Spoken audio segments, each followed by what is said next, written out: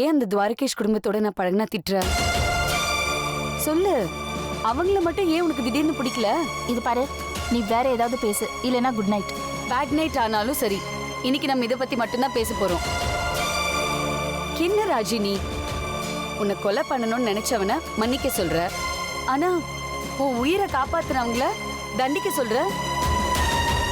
நல்லதானே போயிட்டு இருந்துச்சு, இப்ப என்ன ஆச்சு உனக்கு திடீர்னு? உன் உயிரை காப்பாத்தி ஹாஸ்பிட்டல் அட்மிட் பண்ணி உனக்கு ரத்தம் கொடுத்து உனக்கு ஹெல்ப் பண்ணிருக்காங்க. அந்த குடும்பத்தை நீ ஏன் வெறுக்கிற? என்ன ஏன் டிகே கூட பழகாதன்னு சொல்ற? இதுக்கு பதில் நான் இப்ப சொல்லல, இன்னொரு நாள் வேணா சொல்றேன்.